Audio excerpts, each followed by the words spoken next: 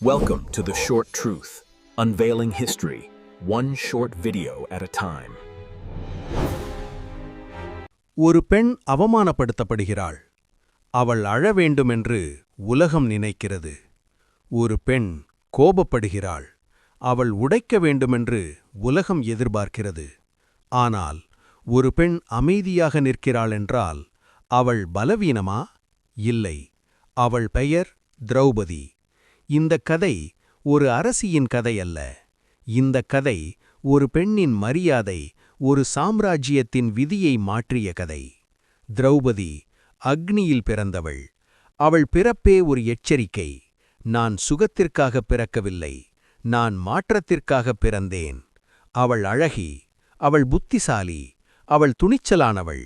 ஆனால் அவள் அடங்கி நடக்கும் பெண் அல்ல. அநியாயத்தை பார்த்தால் அவள் கேள்வி கேட்பாள். சுயம்வரத்தில் அர்ஜுனன் வென்றான். திரௌபதி அவன் மனைவியானாள். ஆனால் விதி சொன்னது 5 பேரின் மனைவி. யாரும் திரௌபதியிடம் கேட்கவில்லை.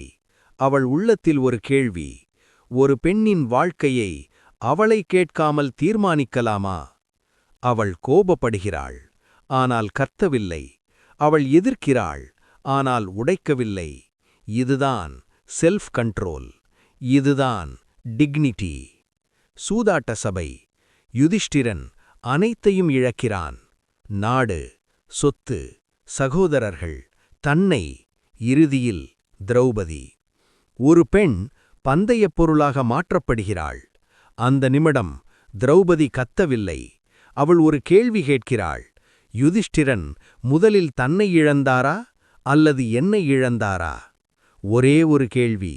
முழு சபையும் மௌனமாகிறது. அதுதான் உண்மையான கோபம். துச்சாசனன் திரௌபதியை இழுத்து வருகிறான். இது அவமானம் மட்டுமில்லை, இது மனிதத்தன்மையின் கொலை. இப்போது திரௌபதி கோபப்படுகிறாள். ஆனால் கவனியுங்கள், அவள் யாரையும் அடிக்கவில்லை, அவள் யாரையும் சபிக்கவில்லை. அவள் சொல்கிறாள், இந்த கூந்தல் துச்சாசனனின் இரத்தத்தில் கழுவும் வரை நான் முடி கட்டமாட்டேன்.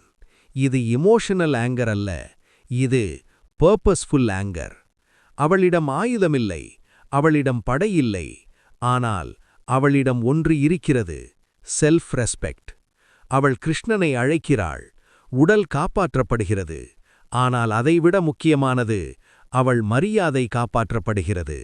திரௌபதி நமக்கு சொல்லும் பாடம்: கோபம் தவறில்லை, ஆனால் கட்டுப்பாடில்லாத கோபம் அழிக்கும். கட்டுப்பட்ட கோபம் மாற்றும். அமைதி பலவீனமில்லை, மரியாதையுடன் கூடிய அமைதி ஒரு புரட்சி. இன்றைய வாழ்க்கையில் நீ அவமானப்படும்போது கத்த வேண்டிய அவசியமில்லை. உன் எல்லையை அமை, உன் மரியாதையை காப்பாற்று. நீ திரௌபதி மாதிரி இருந்தால் உன் கோபம் கூட புனிதமாகும். உன் அமைதியும் ஒரு போராக மாறும்.